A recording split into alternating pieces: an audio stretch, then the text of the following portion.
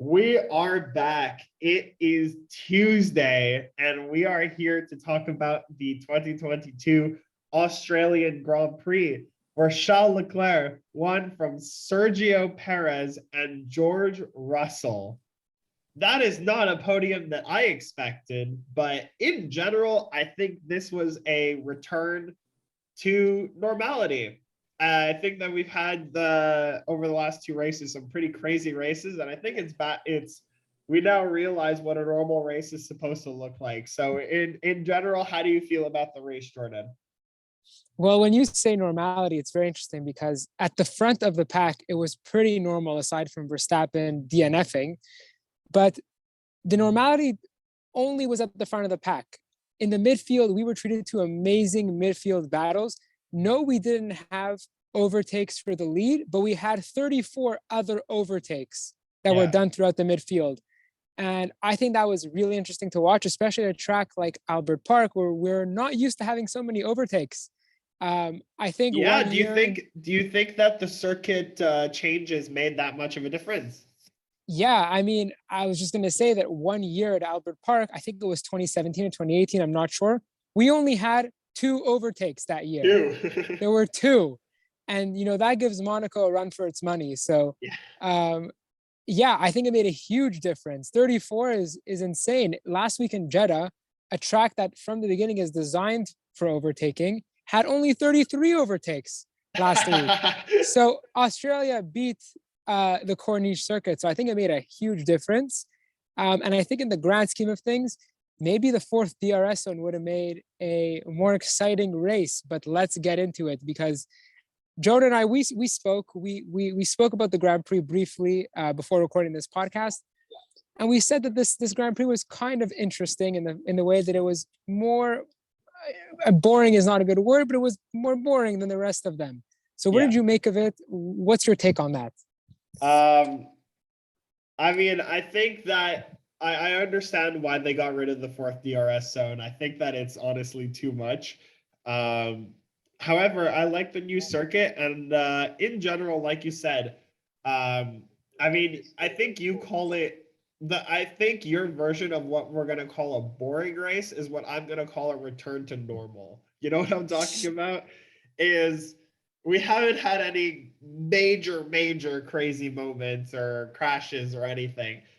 Well, actually, we did. We're gonna talk about that. But anyways, I think in general there was no like really high speed battles, um, no major overtakes. I mean, sure there were a lot, but they weren't as important, you know. So I think in general, this is what we expect a normal F1 race to be. And one team that should absolutely be shaking their heads and going back to their office in Silverstone and saying, what the hell happened this weekend, is Aston Martin. It is a very rough weekend for the both of us as we are Aston Martin fans. Let's sum it up.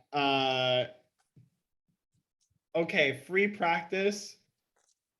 Vettel doesn't run and rides a motorcycle. FP3, Lance and Vettel both crash their front wings. Then what? Then in the in qualifying, Lance goes out. Does he make it out of Q1? I don't remember. I think he did. No, he did not make it out of Q1, and on top of that, he had a penalty. Seb went out for one lap and didn't even get out of Q1. Seb then, during the race, DNFs after hitting his front wing again. And then Stroll, after finishing on track in the points, gets a 5-second penalty and finishes out of the points. So now Aston Martin is 10th and dead last in the Constructors' Championship with no points to their name. Jordan, how do you feel? How do you feel about how do you feel as being an Aston Martin fan over the course of this weekend? I think over the course of the season, it's been a very bad time to be a Canadian Formula One fan. Because not only are we cheering for Aston Martin, we're also cheering for Latifi, and he has not put in a good performance either. So to be a Canadian Formula One fan is pretty hard right now. And in terms of Aston Martin's struggles, they really, really well. First of all, we cannot give Sebastian Vettel too much hate because he missed the first two races of the season due to COVID. He wasn't able to perform and therefore was not able to get his feet wet in a race condition for that Formula One car. And on top of that, missed, I would say, more than 50% of the practice time he could have gotten. So he is already at a huge disadvantage in a new regulation era compared to everybody else. I don't think that Sebastian Vettel deserves too much heat. What I will say is I think that Aston Martin needs to get the problems with their car fixed as soon as possible, because as much as it is a problem with, as much as it could be a problem with the inexperience of the drivers, it's a very big problem with the car and strategy, and I think they have to get that fixed as soon as possible. Yeah, I think this weekend, in my opinion, is 50% team and 50% driver. Because listen, no matter how much experience you have in a car, if for this season, if you're in an F1 car, you shouldn't be spinning out the way that Seb spun out. That's just, especially for someone of Seb's character, that really shouldn't happen. And what else? One other thing that I forgot to mention is Lance hit Latifi in qualifying. That's how he got the grid penalty. So Yeah, yeah, yeah. I forgot to mention that because it's been such a bad weekend for Aston Martin that there were so many bad points that I forgot to mention all of them. So, like, I understand that there was some sort of misunderstanding, and then you run into the points, and then he got another 5-second penalty. I mean, the crash is semi his fault, but the 5-second penalty is entirely his fault. And in situations But like that, you can't miss up. I would say that penalties aside, I would say that it's incredibly important that Aston Martin fixes the car for one reason. Sebastian Vettel is not getting any younger. He was already considering leaving F1 once and is on this project. Yes, he has a long-standing relationship with Lawrence Stroll. Yes, they have plans for in 5 years from now to be competitive. But at the same time, the car is not getting faster and Seb's not getting any younger. So it makes me think, if Aston Martin keep up these struggles, would this be Seb Vettel's last year in Formula One? I think it might be. However, I just want to say that regardless of the season that Aston Martin have this year, it's not going to tarnish Sebastian Vettel's legacy. Like, Oh, Sebastian absolutely Vettel, not. regardless of the bad season that he could potentially have at Aston Martin, he will still be one of the greatest drivers to ever race in Formula One. I don't think he's on the same level as Lewis Hamilton and Michael Schumacher, but he's definitely like top 5. So that's where I see Right. Vettel. That's where I see Vettel and his legacy and everything. But I think this could be it for him. Who knows? I just wanted to raise the question and I want to see how it plays out in the rest of the season. Yeah. So if we go on to the race, I mean, the first thing that we see about 2 laps in is Carlos Sainz, who already started in 9th after being caught out with the red flag between Stroll and Latifi, spinning out and then being stuck in the gravel and finishing, and that was the end of his race. His race was 2 laps long or something like that. I think this is definitely Carlos's worst weekend in a while, depending on the car that's been given to him. Do you think that this puts a dent in Carlos's season to a bigger extent? And how do you think that he's going to be able to come back from this bad weekend? I don't think this puts a dent in Carlos's season at all. Carlos Sainz, for those who don't remember, has 17 consecutive points finishes. Up until that race. Up until that race. Not only that, but he had 3 consecutive podium finishes. At Abu Dhabi last year, people seem to forget that he was on the podium, and the first 2 races this year. And clearly, Ferrari has the hardware. Charles Leclerc was leaps and bounds ahead of everyone.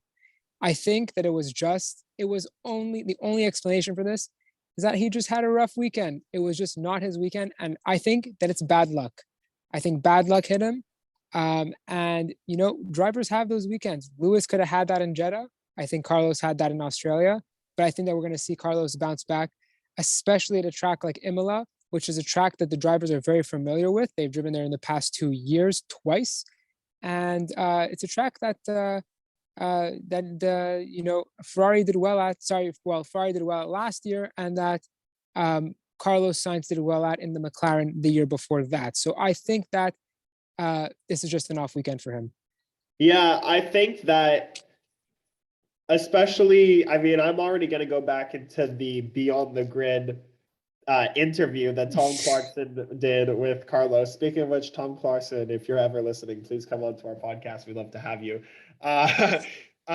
But you really get a glimpse into how competitive and how hard on himself Carlos Sainz really is.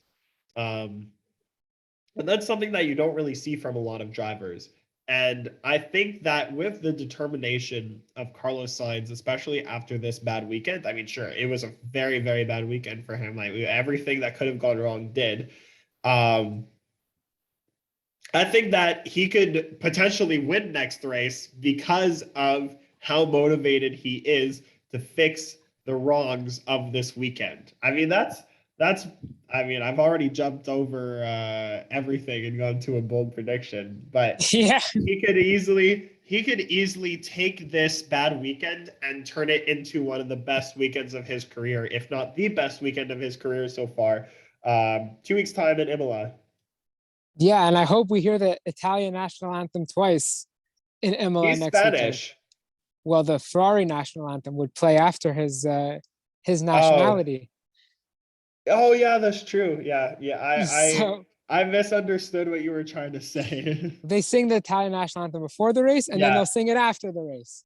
So I hope to hear it twice next weekend, because that will be, especially now that it's going to be a full crowd, it'll be amazing to hear. And it might be, if a Ferrari wins, could be like Charles Leclerc in Monza 2 years ago or in 2019. So I think in a straight line, Imola is like 500 kilometers from where I currently am.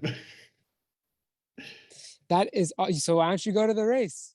I wish I could, but unfortunately I am also a student while I'm in France, so I need to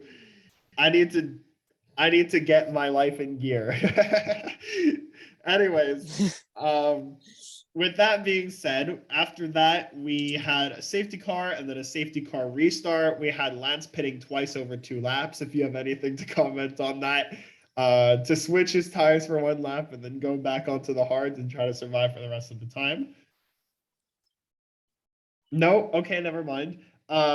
Perez, then we had, over the course of that time, after the restart, Sergio Perez overtaking Lewis Hamilton for 3rd place. And I think this is more symbolic than anything, but what do you think this means for Lewis, and what do you think this means for Checo, that with, on merit, Checo managed to pass Lewis, which is something that he really couldn't have said last year? I think that says more about Red Bull than it does about Checo. I think that Checo has finally come to grips with the car. He is clearly, I think he's ahead of Max no, he's not. He's very up there in the drivers' championship. Max is 5th. So where is Checo right now? I think Checo might be. From what I remember, I think Checo is above Max right now. Because Checo had 2nd place, and then he finished in Jeddah also, so it should definitely be more than 25 points. Yeah, exactly.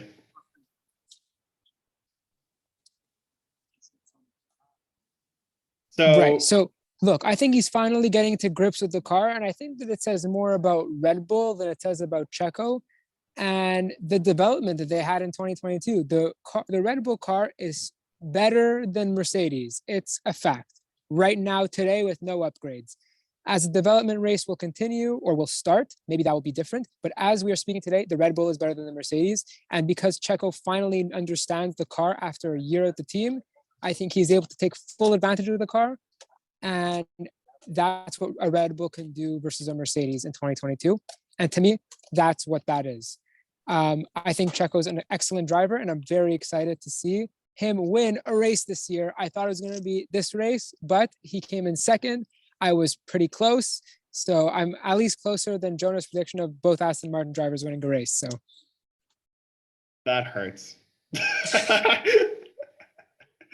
No, but I mean, you're talking about the Red Bull side of everything. I'm going to talk about the Checo side. I mean, like you said, Checo has really done well in this car. And if you're asking me, I think that Checo has gotten used to this car much faster than Max has gotten used to this car. I mean, sure, you can't blame Max for the DNFs, but Checo feels more comfortable in the car.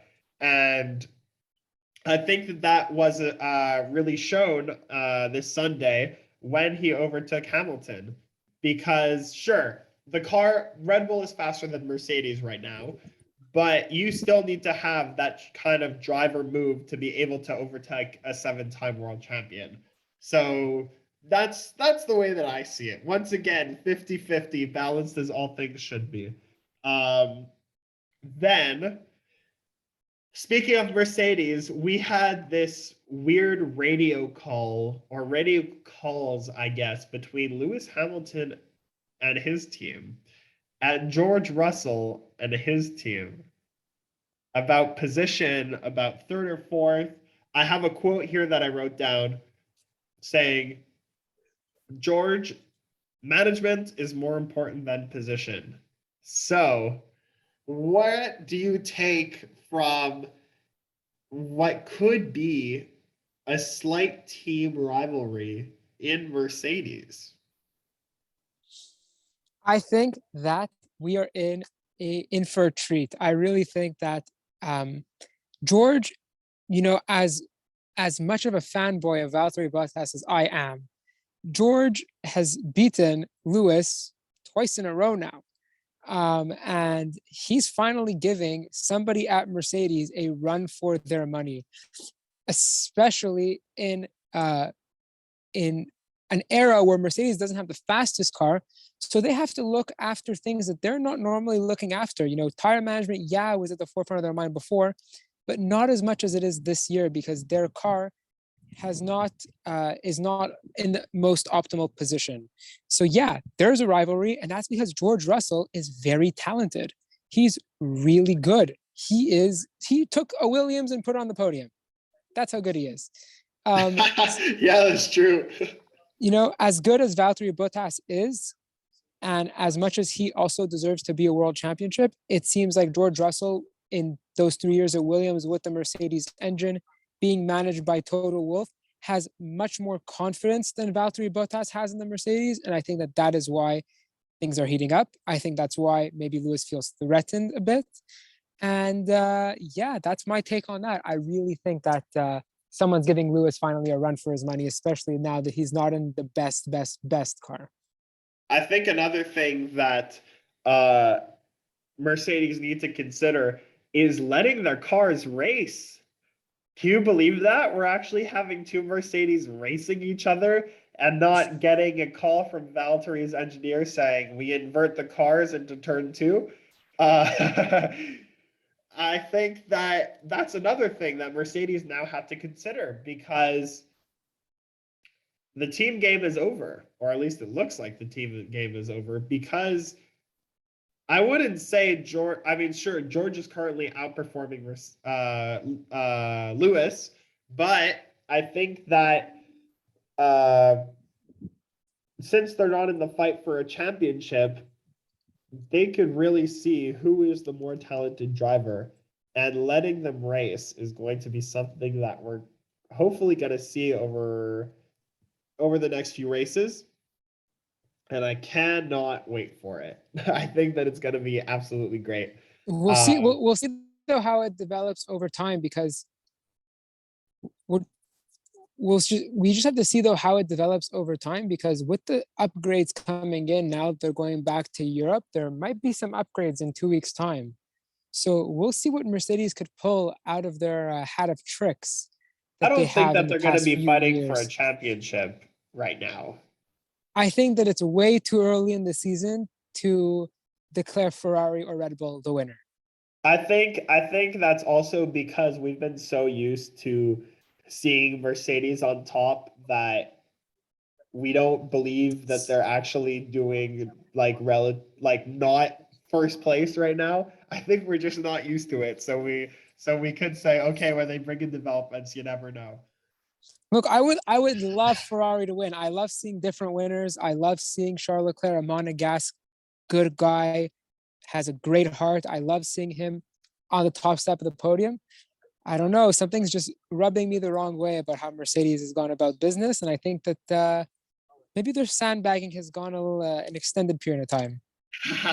I don't think that they're sandbagging. We'll see. We'll see how the rest of that goes.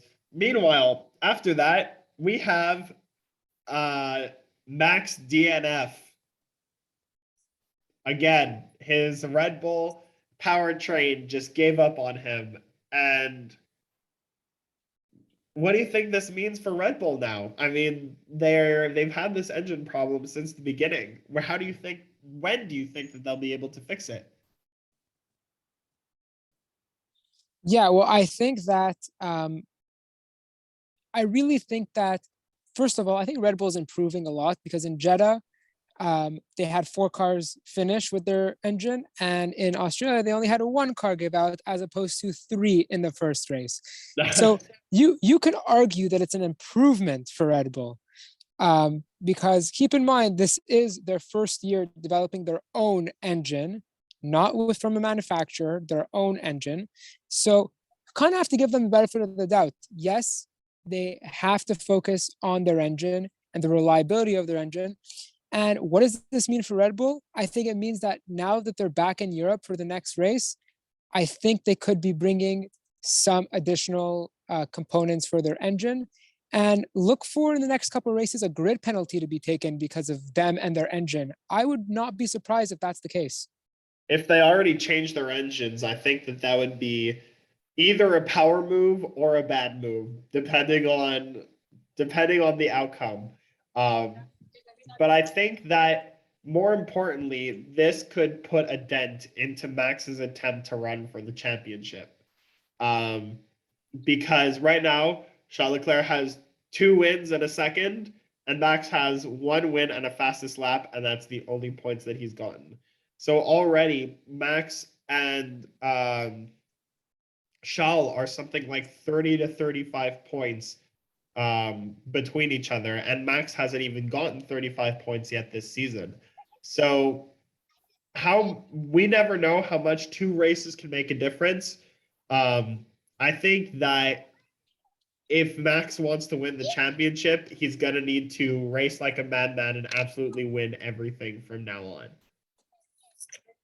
Yeah, that is one of the only ways. I personally, um, I think that he's going to have to race really well, but also he's going to have to count on Red Bull to bring a reliable car um, because it's unacceptable that they cannot finish a race and had a DNF in 2 out of the 3 races so far.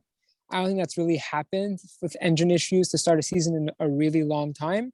So I think he's going to have to really count on Red Bull hard. And he just signed an extension until 2028. So let's hope that with this engine freeze, it doesn't come back to bite him in the tuchus. I hope that that continues for Red Bull and hopefully for Max because he's going to be staying on for a while. Um, Speaking of another former Red Bull driver, Alex Albon scored points. He scored a point, and that's because he is the tire manager of the year. Yeah.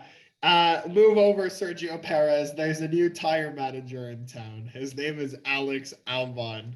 how did you feel now that your boy got a point?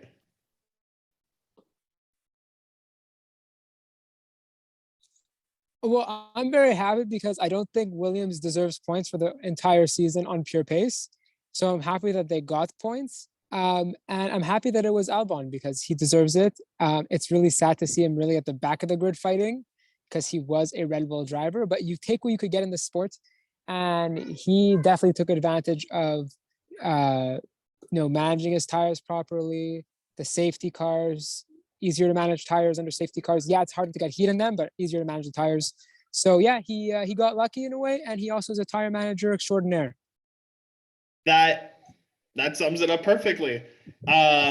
Meanwhile, summing everything up perfectly is the absolute domination by number 16, the Monegasque driver, Charles Leclerc.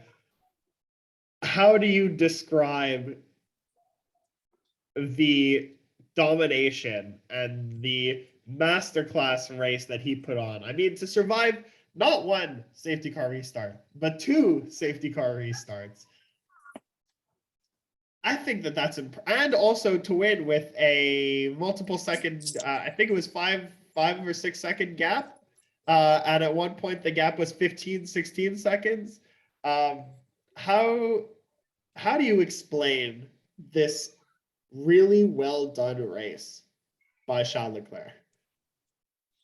The way I explain this race is by saying that Ferrari finally started to care about aerodynamics, and they have a Michael Schumacher-esque driver in their car.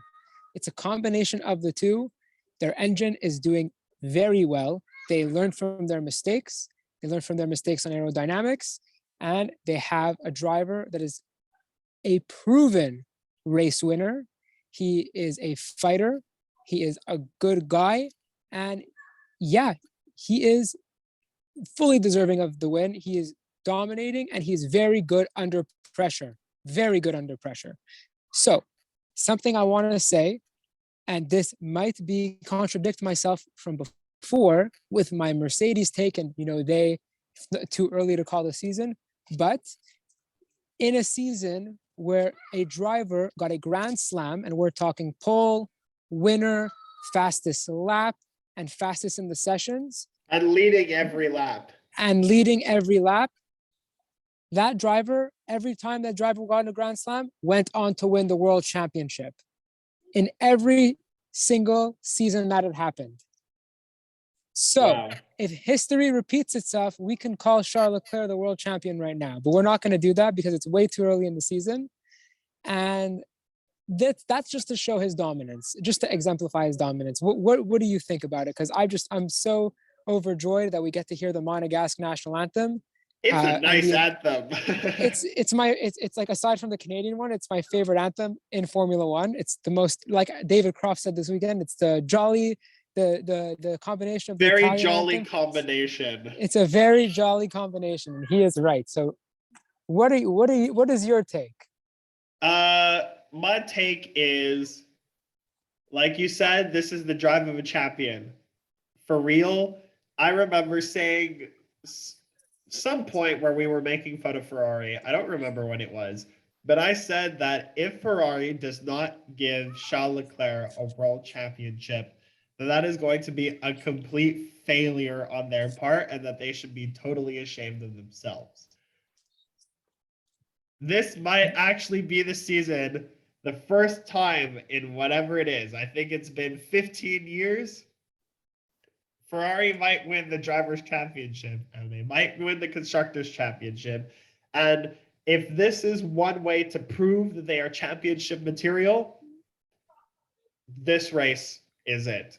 At least in Charles Leclerc's case, because I feel really bad for Carlos. He could have easily managed to climb up the field and at least do something, but in the end, he got no points. But I think that in general, this is Ferrari proving that they are world championship material, like you said. And with that being said, in 2 weeks from now, we are on our way to Imola. What is your bold prediction for the Gran Premio del Made in Italy del Emilia Romagna.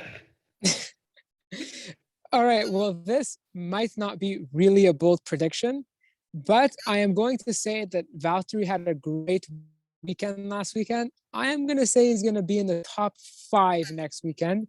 But not only that, I'm also going to say that Kevin Magnussen is going to make his way to the top 5 as well. Wow. Those are my bold predictions. You know what? That could happen. I mean, yeah, I think that Imola is a circuit where anything can happen. It's kind of like Monza in that way, where anything can happen at Imola in terms of crashes and overtakes and cars performing differently. So I really think that we're in for kind of a shakeup in the Grand Prix order than we're used to seeing this season. I would very much like to see that. I mean, I already made one prediction earlier. My prediction is that Carlos Sainz is going to win this race. But I'm going to make another prediction based on what you said. And that is that Mick Schumacher is going to score his first points in Formula One at Imola. I am hoping so. He is very deserving of points. He has not had luck on his side recently, but he's very deserving of points. Well, with that being said, if you want to follow us through the Imola Grand Prix and for the rest of the 2022 season and beyond, feel free to like our Facebook page and follow us on Instagram at the JJF1 podcast. And we now have a YouTube channel, so go watch us on YouTube. If you're watching us on YouTube, thank you. But follow us on all the social media, and we will see you for the next episode. See ya.